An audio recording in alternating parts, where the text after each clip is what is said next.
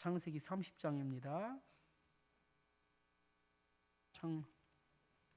창세기 30장 25절에서 36절까지입니다. 25절에서 36절 말씀 한 절씩 교독하겠습니다. 라헬이 요셉을 낳았을 때 야곱이 라반에게 이르되 나를 보내어 내 고향 나의 땅으로 가게 하시되 내가 외삼촌에게서 일하고 얻은 처자를 내게 주시어 나로 가게 하소서. 내가 외삼촌에게 한 일을 외삼촌이 아시나이다. 라반이 그에게 이르되 여호와께서 너로 말미암아 내게 복 주신 줄을 내가 깨달았노니 내가 나를 사랑스럽게 여기거든 그대로 있으라. 또 이르되 내 품삯을 정하라. 내가 그것을 주리라. 야곱이 그에게 이르되 내가 어떻게 외삼촌을 섬겼는지 어떻게 외삼촌의 가축을 쳤는지 외삼촌이 아시나이다. 내가 오기 전에는 외삼촌의 소유가 적더니 번성하여 때를 이루었으니 내 발이 이르는 곳마다 여호와께서 외삼촌에게 복을 주셨나이다. 그러나 나는 언제나 내 집을 세우리이까. 라반이 이르되 내가 무엇으로 내게 주랴. 야곱이 이르되 외삼촌께서 내게 아무것도 주시지 않아도 나를 위하여 이 일을 행하시면 내가 다시 외삼촌의 양떼를 먹이고 지키리이다. 오늘 내가 외삼촌의 양떼에 두루 다니며 그 양 중에 아롱진 것과 점 있는 것과 검은 것을 가려내어 또 염소 중에 점 있는 것과 아롱진 것을 가려내리니 이 같은 것이 내 품삯이 되리이다. 후일에 외삼촌께서 오셔서 내 품삯을 조사하실 때 나의 의가 내 대답이 되리이다. 내게 혹시 염소 중 아롱지지 아니한 것이나 점이 없는 것이나 양 중에 검지 아니한 것이 있거든 다 도둑질한 것으로 인정하소서. 라반이 이르되 내가 내 말대로 하리라 하고 그날에 그가 순염소 중 얼룩무늬 있는 것과 점이 있는 것을 가리고 암염소 중 흰 바탕에 아롱진 것과 점이 있는 것을 가리고 양 중에 검은 것들을 가려 자기 아들들의 손에 맡기고 자기와 야곱의 사이를 사흘길이 뜨게 하였고 야곱은 라반의 남은 양떼를 치니라. 아멘. 우리 서로 바라보면서 함께 인사하겠습니다. 참 잘 오셨습니다.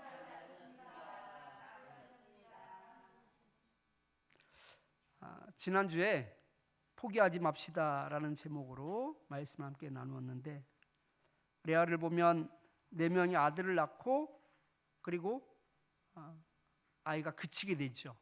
그러자 자기의 몸종이었던 실바를 야곱에게 줍니다. 그래서 실바가 또 몇 명의 아이를 낳아요? 2명의 아이를 낳아요. 그리고 나서 내가 남편에게 내 몸종을 그 아내로 주었더니 거기에 대해서 하나님께서 나에게 보상을 해주는구나 라면서 그 자기의 몸종이었던 그 실바를 남편에게 주고 나서 그리고 그 몸종을 통해서 2명을 낳은 후에 다시금 끊어졌던 그 태가 다시금 열리며 다시금 아이 2명을 더 낳게 되죠. 그리고 또 마지막으로 딸 디나도 낳게 됩니다. 그러면서 총 8명의 그러니까 레아와 그 몸종에 통해서만 8명의 아이를 낳게 되는데 그동안에 라헬은 한 명도 낳지를 못했습니다. 산술적으로 한 대략 계산이 안 되지만 그래도 대충 한 몇 년 정도 걸렸을 거라고요? 한 15년은 걸렸을 것이다. 15년이 걸리는 그 상황 가운데 아이를 낳을 수가 없었던 거예요. 이 정도 시간이면 이제 미련 버려야 돼, 안 버려야지 돼요? 미련 버려야지, 그죠? 하나님께서 나에게는 안 주시나 보구나. 나는 태어날 때부터 불임이었구나, 불임 여성이구나.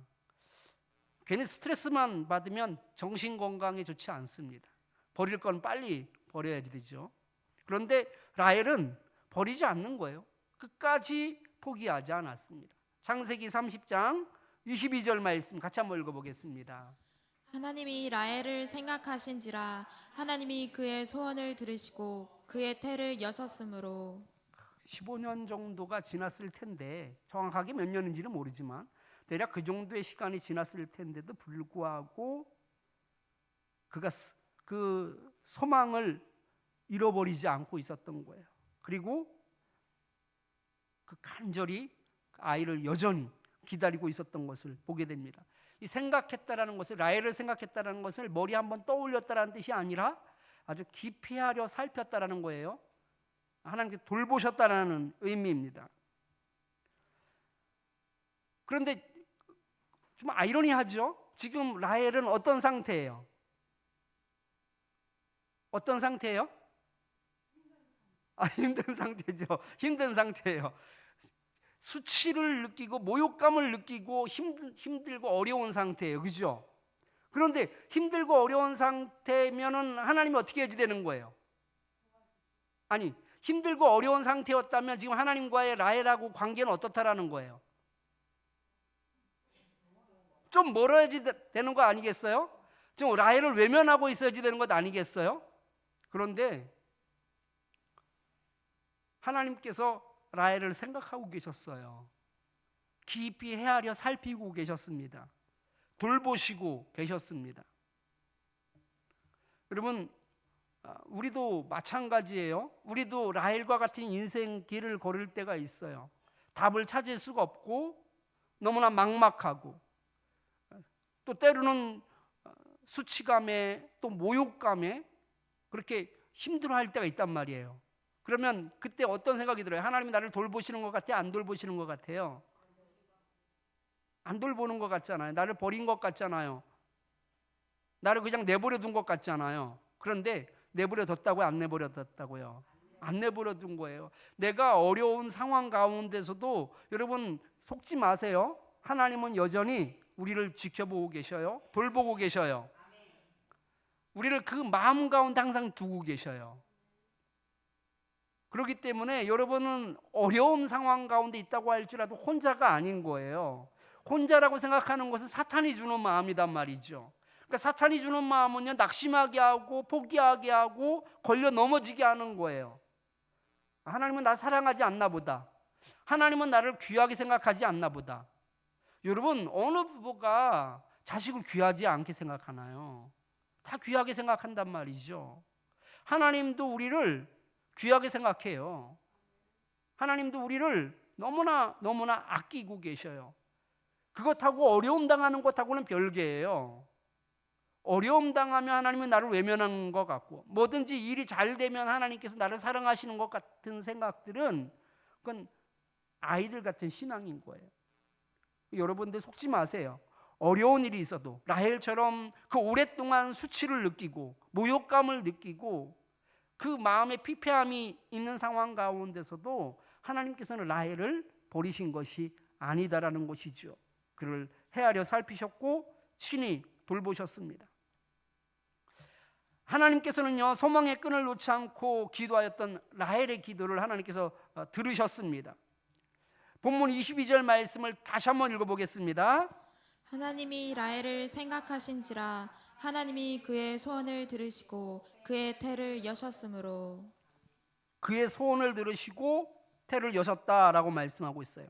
이 들었다라는 말은요, 이 전치사 엘과 함께 들으면, 이 샤마라는 말이 전치사 엘과 함께 쓰이면 염려함으로 듣다라는 뜻으로 이렇게 바뀌어져요, 뜻이. 그러니까 하나님께서 염려함으로 듣다. 마음이 상할까 봐 염려하는 거고, 마음이 아파할까 봐 하나님께서 염려하시는 거예요. 우리 하나님이 얼마나 섬세한지 모르세요. 그러니까 우리를 광야 가운데 내버려 두셔도요, 우리 하나님께서 뭐 하신다라는 거예요? 염려하고 계신다고. 염려하고 계셔요. 마음 아파할까 봐, 힘들어할까 봐, 실족할까 봐 염려하고 계셔요. 라헬의 기도에 하나님께서 응답하시고 그의 소리를 들으셨는데요, 그냥 들으신 것이 아니라 염려함으로 들으셨대요. 얼마나 라헬이 힘들어하는지, 얼마나 라헬이 마음 아파하는지 우리 하나님께서 아셨기 때문이에요. 그래서 염려하심으로 들었대요. 여러분, 하나님은 다 아시니까, 하나님은 전지전능하시니까 여러분 감정이 없을 것 같잖아요. 그리고 우리가 하나님의 형상대로 지음을 받았다라는 것은요, 우리가 하나님의 성품을 가지고 있는 거예요. 하나님의 성품 중에 하나가 뭐예요? 감정이에요. 사랑하는 감정, 긍휼히 여기는 감정, 애틋한 마음을 가지는 감정, 이건 다 하나님께로부터 온 감정이에요. 성품이에요. 하나님은요, 다 알고 계시지만 그래도 그가 아파하고 그가 힘들어하고 그가 애통하는 것에 대해서 하나님께서 무감각하게 그냥 보시지 않으세요. 상상하는 것 그 이상으로 우리 하나님께서도 염려하셔요. 너무너무 힘들어하니까, 너무나 아파하니까 우리 하나님께서도 그렇게 염려하심으로 들으시더라고요. 그리고 그의 태를 열어주셨습니다. 하나님께서 염려하여 들으시고 하나님께서 태를 열어주시자 그가 비로소 그 몸이 임신할 수 있는 몸으로 회복이 되었던 것입니다. 여러분, 우리의 문제도 마찬가지예요. 완전히 꼬여 있어도, 완전히 꼬여 있어서 해결할 수 없는 그런 상황이라고 할지라도 우리 하나님께서 염려하심으로 들으시면 그 완전히 꼬여서 해결할 수 없는 그 문제까지도 하나님께서 회복시켜 주실 줄 믿습니다. 풀어주실 줄 믿습니다. 창세기 30장 23절 말씀을 같이 한번 읽어보겠습니다. 그가 임신하여 아들을 낳고 이르되 하나님이 내 부끄러움을 씻으셨다 하고. 하나님께서 비로소 라헬의 부끄러움을 씻어 주셨습니다. 그런데 여기서 의문이 하나 생깁니다. 그 라헬의 그 이전도 늘 부끄러움이 있었고 수치가 있었었는데, 그리고 그때도 여전히 소망을 가지고 하나님께 기도했었는데 왜 그때는 하나님께서 들어주시지 않고 있다가 한 15년이 돼서야 이제 비로소 왜 들어주셨을까요? 15년 동안 왜 하나님께서 잠잠하셨을까요? 하나님께서요, 가장 적절한 시기에 요셉을 주시기 위해서였습니다. 야곱의 12아들과 그 처와 자식들이 가뭄으로 인하여서 애굽으로 내려가는데 몇 명이 내려가죠? 70명이 내려가죠. 그런데 400년 뒤에 장정만 몇 명이 돼요? 60만 명이 되는 거예요. 그 여자와 어린아이까지 합치면 거의 한 200만 명 정도 수로 늘어나게 되죠. 무려 몇 년 만에? 400년 만에. 그 가나안 땅에서 그런 일이 일어날 수 있어요? 없어요? 가나안 땅에서는 그렇게 일어날 수가 없어요. 척박한 땅이거든요. 애굽하고 가나안 땅과 가장 큰 차이가 뭐냐면 애굽 땅은 물된 동산이에요. 물된 동산. 그러니까 그 라인강이 흐르잖아요. 라인강에 도랑만 치면 어디든 물이 흘러요. 그러니까 물된 동산이에요. 그런데 가나안 땅은 하늘에서 내리는 비가 아니면 농사를 지을 수가 없어요. 그러니까 절대적으로 하나님만 바라보고 기도해야지 되는 거예요. 비가 오면, 적절하게 오면 풍년이 되는 것이고 비가 안 오면 그 해는 망하는 거예요. 그러니까 사람이 할 수 있는 것이 아무것도 없어요. 여러분, 제가 예전에 한번 말씀을 드린 적이 있었는데 이집트 성지순례 갔을 때 이집트 우리는 그 집집마다 빌딩마다 옥상을 단도리를 잘 해놔야 돼요. 그죠? 그래서 뭐 한 달이죠? 방수 한 달이죠. 방수를 잘 해야지 돼요. 그런데 이집트는요, 짓다가 말았어요. 그래서 집집마다 이게 아래로 내려다 보이는 저지대에 있는 집들은 다 옥상이 다 보이는데 철근 기둥들이 다 있어요. 철근 기둥들. 그 시멘트로 이렇게 하기 직전에 철근들을 또 올려놓잖아요. 저러면은 비 오면은 다 셀 텐데 이런 생각이 들었었어요. 가이드분한테 아니 왜 이집트에 있는 집들은 다 저렇게 짓다가 말았냐고 했더니 저래도 관계없대요. 비가 안 와서. 그러다가 형편이 되면 그럼 한층 또 올린대요. 돈 벌어서 한층 올리고 그리고 그냥 철근 그냥 내버려 두는 거예요. 비가 안 와. 그런데 그 땅이 얼마나 농사가 잘 되는지 몰라요. 그때 제 생각이 잘 안 나는데 수박이 3,000원인가? 10년 전 일이긴 하지만 그래도 엄청 싸죠. 왜냐하면 비료를 줄 필요가 없대요. 아주 토양도 좋고요, 물도 풍부해요. 비가 안 오는데도. 그래서 물된 동산 같다라고 이야기하잖아요. 가나안 땅은 그런 땅이 아니에요. 가나안 땅은 절대적으로 비가 와야지 돼요. 그리 농사를 지을 수 있어요. 그런데 그 70명이 400년 만에 200만 명으로 불 수 있어요, 없어요? 그런 땅에서는 불 수 없단 말이죠. 그러니까 그렇게 한 가족이 민족으로 성장하기 위해서는 잠시나마 어디 가 있어야지 되는 거예요? 애굽에 가 있어야지 되는 거예요. 근데 그 핵심 인물이 누구였어요? 요셉이었단 말이죠. 근데 요셉이 라헬을 통해서 태어나잖아요. 라헬이 여러 명을 낳았다고 한번 생각해 보십시오. 라헬이 여러 명을 낳으면 요셉도 좀 힘도 있겠죠. 같은 부모 밑에서 자란 형제들이 좀 있으면 서로 도울 거 아니에요, 그죠? 그러면은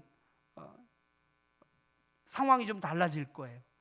요셉이 팔려나갈 수 있었던 것은, 요셉은 그 도단에서 노예로 팔려갈 때 자기 혼자였어요. 다른 사람들은 다 형제들이 있어요. 같은 엄마가 있어요. 배다른 엄마들이 다 있어요.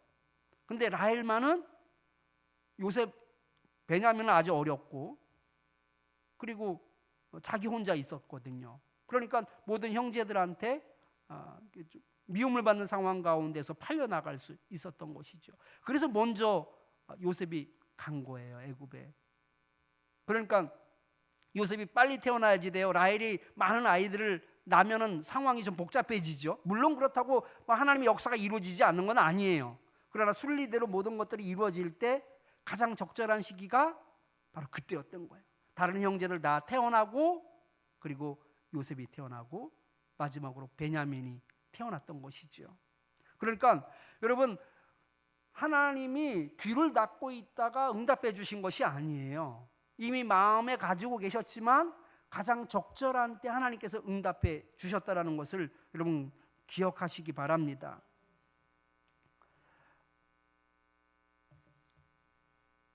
여러분, 예수님께서 하루는 불의한 재판장에 관한 비유의 말씀을 하신 적이 있어요. 과부가 돈이 없죠. 그런데 그 과부에게 원수가 있었었는데 그 원수가 어떤 짓을 해서 너무 억울한 일을 당한 거예요. 근데 재판장에게 그 원수를 고발했는데 이 재판장은 하나님을 무서워하지 않는 재판장이에요. 그리고 또 사람을 무시하는 재판장이래요. 최악이죠. 이런 사람들은 이제 인간 말종이라고 이야기하죠. 하나님도 무서워하지 않고 사람도 무시하는 사람인데 과부를 얼마나 무시하겠어요. 어떤 사람 말 듣겠어요. 이런 사람들은 자기한테 뇌물 주는 사람이나 들어주는 거예요. 그 희망이 있어요, 없어요? 희망이 없다고요. 과부가 돈도 없어요, 힘도 없어요, 능력도 없어요, 가지고 있는 것도 없어요. 그런데 이 불의한 재판장은 들어줄 생각도 안 해요. 아예 되먹지가 않았어요. 그런데도 그걸 아는데도 불구하고 날마다 찾아가서 그 원수를 계속 고발하는 거예요. 내 원한을 풀어달라면서. 그랬더니 이 불의한 재판장도 매일매일 찾아오는 그 과부에 시달리다가 결국은 과부의 소원을 들어준다는 거예요. 하물며 하나님께서 안 들어주시겠느냐. 여러분, 포기하라는 거예요? 포기하지 말라는 거예요? 포기하지 말라는 거예요. 여러분, 지레짐작하지 마세요. 하나님의 뜻이 아닌가 보다. 최소한 15년은 지난 다음에 그렇게 생각하세요. 하나님의 뜻이 아닌가 보다. 그건 자기 정신승리예요. 하나님이 허락하시지 않는 것 같아 라고 생각할 수 있어요, 누구나. 하나님이 원하시지 않는가 보구나. 여러분, 그런데 예수님은 끝까지 기도하래요. 끝까지 기도하래요. 여러분, 끝까지 기도하시기 바랍니다. 포기하지 않고 기도하시기 바랍니다. 그래서 라헬처럼 하나님의 축복을 받는 저와 여러분들이 다 되기를 축원합니다. 오늘 우리에게 주시는 하나님의 말씀은 무모함, 그리고 용기입니다. 무모함 대 용기. 이 무모함과 용기는요 완전히 다른 뜻이지요. 그런데 삶 가운데에서 이 무모함과 용기는 종이 한 장 차이처럼 구분하기가 힘듭니다.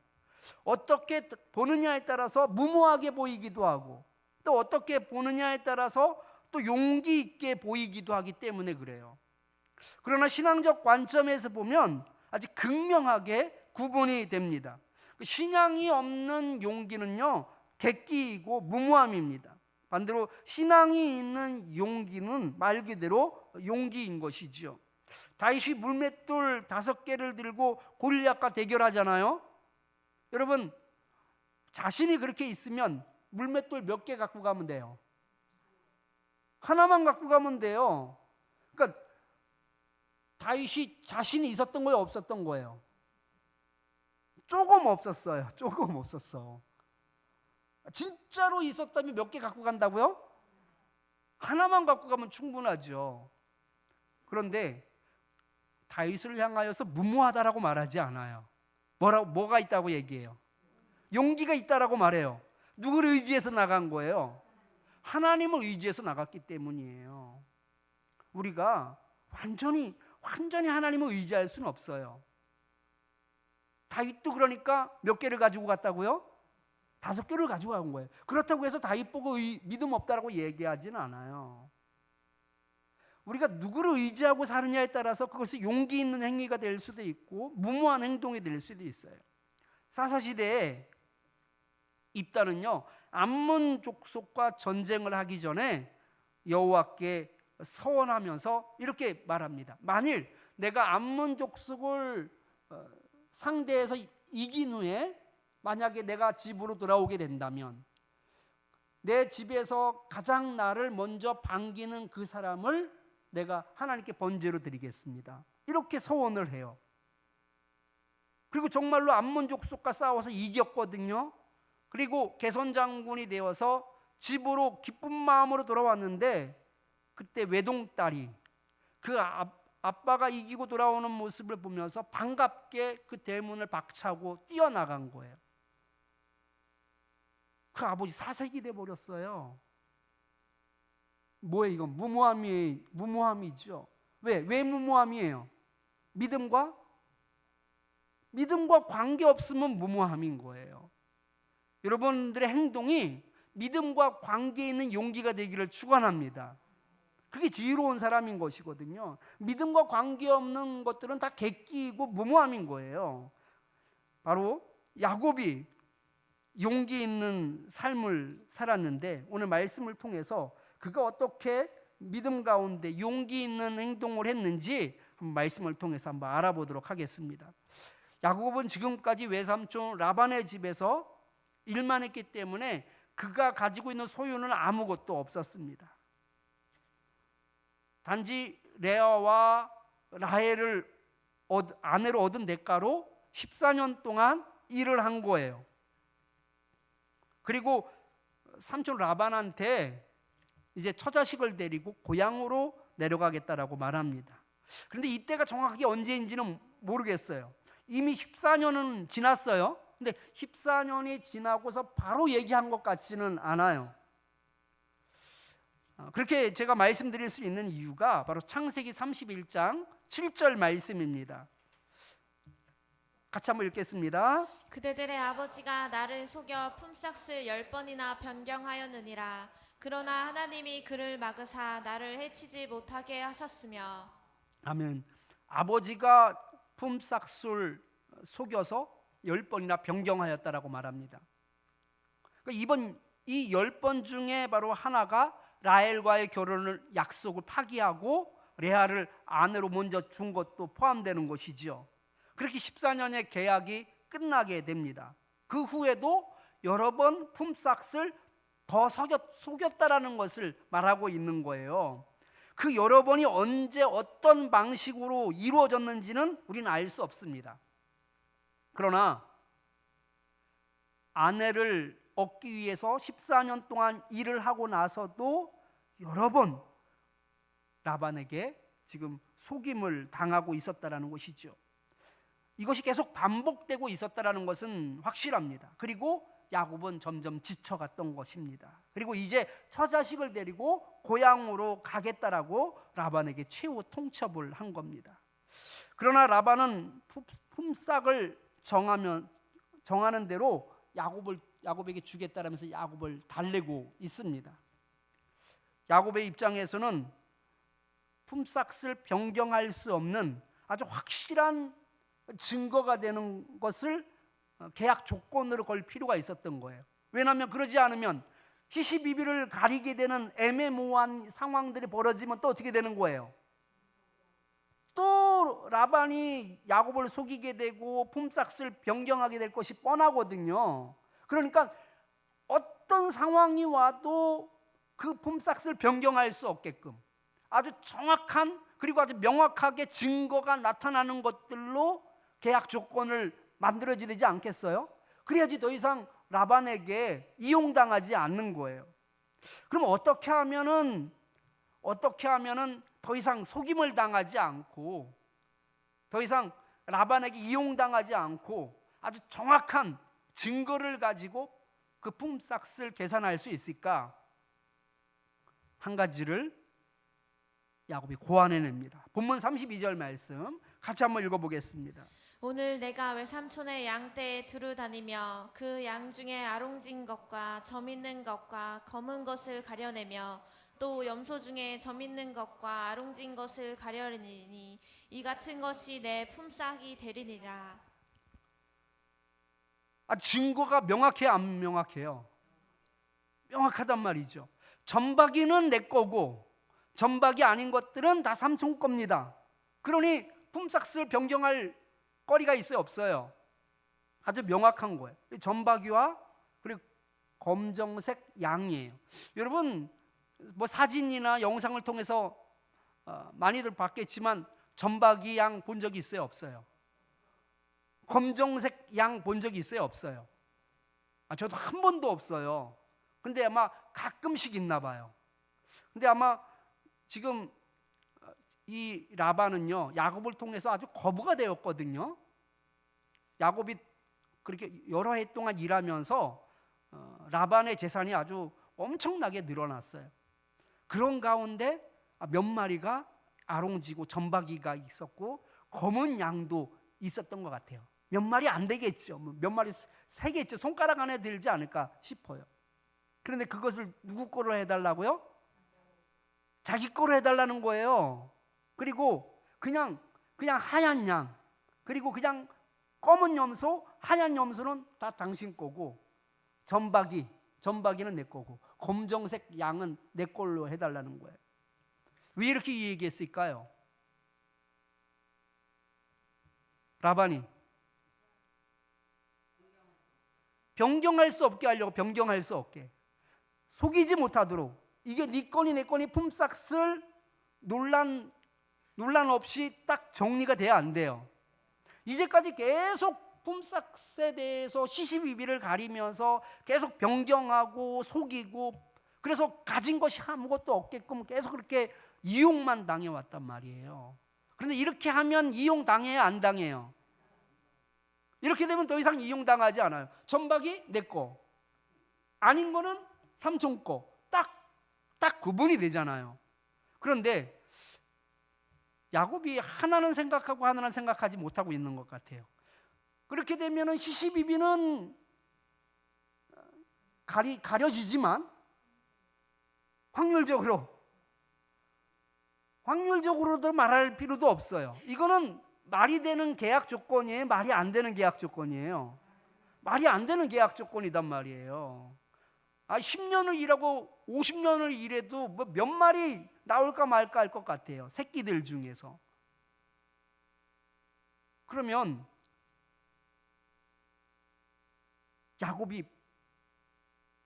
야곱이 그냥 너무 이용당한 것에 트라우마가 생겨서, 정말 이 부분에 대해서 내 거는 정말 내가 지켜야지 되겠다, 아주 선을 확실히 긋기 위해서 트라우마 때문에 이런 계약을 얘기했을까요? 그러면 바보죠. 여러분, 야곱이 그렇게 삼촌하고 계약을 한 것은요, 바로 믿음 때문이었어요. 그러니까 야곱이 한 계약은 무모한 게 아니에요. 무식한 게 아니에요. 용기였던 거예요. 여러분, 누구도 그렇게 계약할 수 없어요. 왜? 이렇게 계약하면 내가 손해본다라는 것을 너무나 잘 알아요. 누구도 이렇게 계약할 수가 없어요. 야곱은 그걸 모를까요? 야곱도 너무나 잘 알아요. 그럼에도 불구하고 손해보는 계약을 할 수 있는 것, 이것이 바로 용기인 거예요. 손해보는 계약 왜 했을까요? 그러면 하나님께서 이 악조건이지만, 말도 안 되는 조건이지만 하나님께서 역전시켜 주실 것을 믿은 거예요. 하나님이 그러실까요? 야, 넌 너무 나갔어. 야, 해도 그렇지. 이건 나도 좀 힘든데. 그래도 조금 분리해도 좀 정도껏 분리해야지. 이건 말도 안 돼. 야, 다시 해야지. 너 조건 다시 걸어. 그런 하나님이 아니에요. 그걸 야곱이 아는 거예요. 정말 몇십 년을 키워도 손가락 안에 들 만한 그런 일들이지만, 그런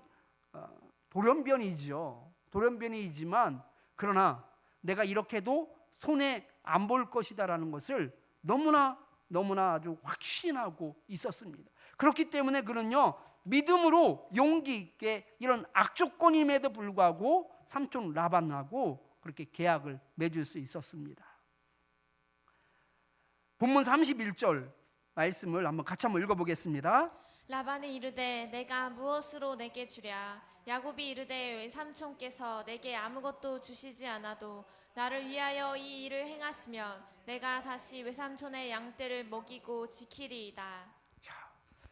야곱이 얼마나 대단하고 얼마나 확신 가운데 있고 얼마나 용기가 있는지, 내가 내게 무엇을 주랴라고 말하고 있어요. 그런데 삼촌, 내게 아무것도 주시지 않아도 됩니다. 다만 내가 삼촌에게 제안하는 이 계약 조건에 삼촌이 승낙만 하면 내가 외삼촌 양떼를 내가 키우겠습니다. 이렇게 말하는 거예요. 삼촌 입장에서 어떻게 할까요? 삼촌 입장에서는 생각할 필요도 없는 거죠. 그리고 더 나아가 앞으로 야곱이 차지하게 될 그 점박이 양과 그 염소를 통해 하나님의 의가 드러나게 될 것을 그는 확신하면서 미리 삼촌에게 선포하는 말씀이 본문 33절입니다. 33절 말씀 같이 한번 읽어보겠습니다. 후일에 외삼촌께서 오셔서 내 품삯을 조사하실 때에 나의 의가 내 대답이 되리이다. 내게 혹시 염소 중 아롱지지 아니한 것이나 점이나 없는 것이나 양 중에 검지 아니한 것이 있거든 다 도둑질한 것으로 인정하소서. 품삯을 조사한다라는 거지요. 라반이 품삯을 어떻게 조사해요? 방법이 뭐예요? 점박이인지 아닌지로 품삯이 조사되는 거예요. 그럴 때 나의 의가 내 대답이 될 것이다 라고 말하고 있어요. 나의 의가 내 대답이 될 것이다. 개역 한글에서는 조금 다르게 번역을 했는데요, 나의 의가 나의 표징이 되리이다. 나의 의가 나의 표징이 될 것이다 라고 말하고 있어요. 이 얘기는 뭐냐면요, 나는 이제까지 삼촌이 속이고 나를 이용하였지만 나는 절대로 삼촌을 이용하지 않았고 삼촌을 속이지 않았다라는 것을 말하는 거예요. 나는 정직하였다라는 것을 말하는 거예요. 이것이 나에게 표징이 될 것이다라는 거예요. 이것이 나에게 내가 옳다라는 것을 하나님께서 보여주신다라는 것을 말하고 있는 거예요. 그러면 얼마나 확신하고 있습니까?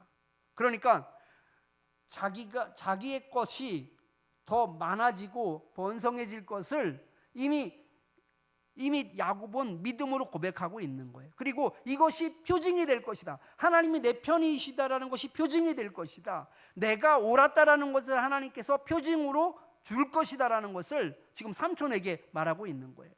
그것이 바로 나의 의가 내 대답이 되리이다. 나의 의가 나의 표징이 되리이다라고 말하고 있습니다. 얼마나 자신감이 묻어 있는지 모릅니다. 그런데 라반의 행동에서 조금 이상한 점이 하나 발견하게 되는데요, 본문 35절 말씀을 같이 한번 읽어보겠습니다. 그날에 그가 순 염소 중 얼룩무늬 있는 것과 점 있는 것을 가리고 양 염소 중 흰 바탕에 아롱진 것과 점 있는 것을 가리고 양 중에 검은 것들을 가려 자기 아들들 손에 맡기고. 계약을 맺은 당일에 라반이 바로 그 계약을 이행하는데요. 거기서 아롱진 것, 점박이들, 그리고 이런 것들을 다 구별해냅니다. 그리고 이걸 누구한테 줘야지 돼요? 야곱한테 줘야지 돼. 이건 누구 거니까? 야곱 거니까. 그런데 야곱한테 안 줘요. 구분을 해요. 그래서 누구한테 그걸 맡겨요? 아니, 아들들한테 맡겨요. 그리고 멀쩡한 양과 염소는 누구한테 맡겨요? 야곱에게 맡겨요. 그건 당연히 야곱이 맡아서 일해야지 되는 부분이니까 그것도 야곱에게 맡겨야지 되고, 진짜 야곱의 것인 아롱지고 점박이 이런 것들은 야곱에게 줘야지 되는 거잖아요. 그런데 야곱에게 안 줘요. 아들들에게 맡겼어요. 왜 그랬을까요? 왜 그렇게 약속을 해놓고서 이건 네 거야? 그러면서 왜 그걸 자기 아들한테 줬을까요? 아까워서요? 그러면 뭐 처음부터 약속이 깨지는 거죠. 네?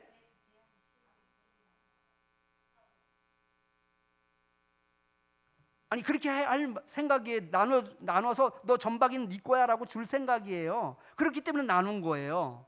그리고 야곱을 못 믿었던 거예요. 아무리 생각해봐도 야곱을 믿을 수가 없는 거예요. 그러니까 야곱에게 주지 않고 그걸 볼모로 자기 아들들에게 맡기게 한 거예요. 여러분 생각을 해보십시오. 야곱이 바보가 아니다라는 것을 알 거 아니에요. 10몇 년 동안 같이 일했으니까, 봐왔으니까. 그런데 지금 바보 같은 지금 계약을 지금 먼저 제안을 한 것이거든요. 이게 고지고대로 믿어져요, 안 믿어져요? 고지고대로 믿어지지가 않아요. 꿍꿍이 속이 있는 것 같고 무슨 수를 쓸 것 같은 생각이 드는 거예요. 혹 이걸 가지고 튀는 건 아닐까? 까롱지고 점박이들 그거 가지고 그냥 야반도주하는 건 아닐까? 이런 생각도 들 수 있었을 것 같아요. 그러니까 그것을 야곱에게 주지 않고 아들들한테 맡긴 거예요. 네 거는 맞는데 이거 우리 아들들이 네 거는 맡아서 키우도록 해줄게 라면서 아들들에게 맡겼다라는 것이죠. 그만큼 믿을 수 없는 계약 조건이었다라는 것을 말하는 거예요.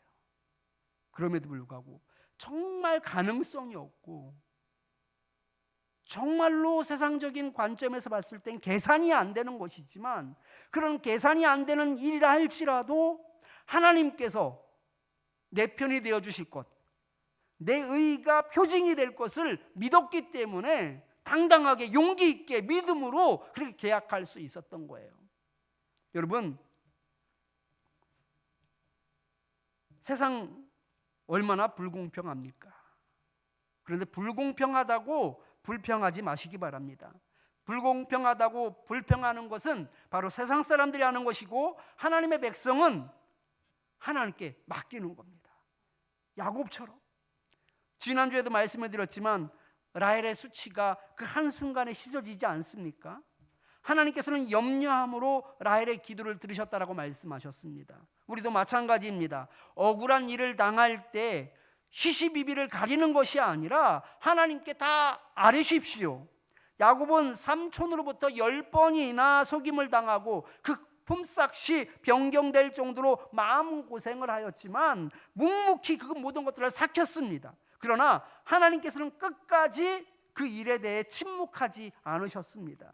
결정적인 순간 하나님께서 개입하여 주셨습니다. 그때 하나님께서 야곱에게 손을 들어 주신 거예요. 야곱이 옳았음을 보여주신 거예요. 그것이 그가 의롭다라는 표징이 되었다라는 것이죠. 하나님은 원수 앞에서 우리에게 상을 차려주시는 줄 믿으시기 바랍니다. 단지 우리는 하나님만 믿고 의지하고 용기 있게 나아가면 되는 겁니다. 요셉은 형들에 의해 노예로 팔려갔는데 애굽에서도 또 그 여주인에게 겁탈하려고 했다라는 누명을 쓰고 감옥에 들어가게 되었습니다. 요셉이 보디발의 아내로부터 벗어날 때 겉옷을 빼앗기게 되거든요. 누가 봐도 여주인의 집에서, 여주인의 방에서 요셉의 겉옷이 있었으니 누가 봐도 요셉이 그 여주인을 겁탈하려고 했던 게 맞죠. 증거가 너무나 확실하잖아요. 결국은 감옥에 끌려가게 됩니다. 얼마나 억울했을까? 얼마나 억울했을까? 감옥에 들어가서도요, 곧 신분이 회복될 술 맡은 관원장에게 아주 요청을 하면서 그 어려움을 토로합니다. 창세기 40장 14절 15절 말씀을 같이 한번 읽어보겠습니다.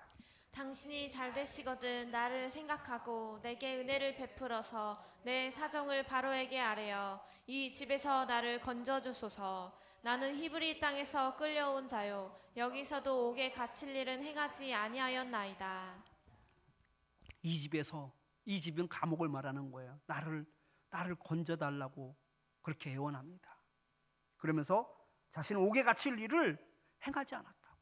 그런데 이 술 맡은 관원장이 알았다고 했을 거예요. 그런데 그가 그 신분을 회복한 다음에 그냥 까맣게 요셉의 일을 잊고 말았습니다. 그렇게 만 2년이 지난 거예요. 그런데 그때 바로 왕이 아주 심란한 꿈을 꾸면서 이 꿈이 너무나 무섭고 너무나 회개망측했기 때문에 이 꿈에 대해서 해석할 사람을 찾는 중에 그 술 맡은 관원장이 비로소 그 요셉을 생각하게 되거든요. 그리고 요셉이 결국은 그 바로의 왕 꿈을 해석하게 되고 그의 총명함에 놀란 바로 왕이 그를 총리로 세우게 됩니다. 성경에는 나와 있지 않지만 총리가 된 요셉이 제일 처음 한 게 뭘까요?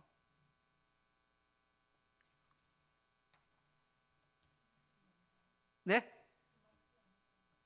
네. 술 맡은 관원장에게 술 맡은 관원장에게 감사했겠죠. 그리고 또 뭐 했을까?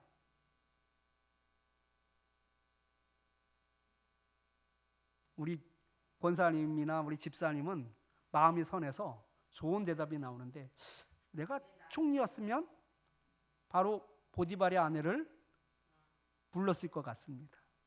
총리가 돼서 대신들이 쭉 있고 신하들이 있고 종들이 있고 그 많은 사람들이 보는 증인들 앞에서 물어봤을 것 같아요. 왜냐하면 내 수치가 지금 있어요, 없어요? 내 수치가 있단 말이에요. 나는 뭐 하다가 풀려난 사람이에요. 여자를 겁탈하다가 풀려난 사람이거든요. 이 억울해 안 억울해요? 몇 년 동안 감옥에 있다가 그 바로 왕 꿈을 해석하는 바람에 지금 총리가 된 것이거든요. 그렇다고 이 수치가 씻어지는 거 아니에요? 그 여자 불렀을 것 같아요. 거기서도 그 여자가 발뺌했을까요? 그때 못하죠. 사실대로 얘기했겠죠. 아마 성경에는 나와 있지 않지만 그의 수치가 총리가 되면서 다 씻어졌을 거라고요. 오랜 세월이 흘렀습니다. 그런데 하나님께서는 우리가 억울함 당하고 하나님께서는 우리가 다른 사람들에게 이용을 당하고 속임을 당하고 이런 가운데 하나님께서는 내버려 두시지 않으세요. 결국 하나님의 손이 일하십니다. 결국은요 그 수치를 다 씻어주시고 가려주십니다.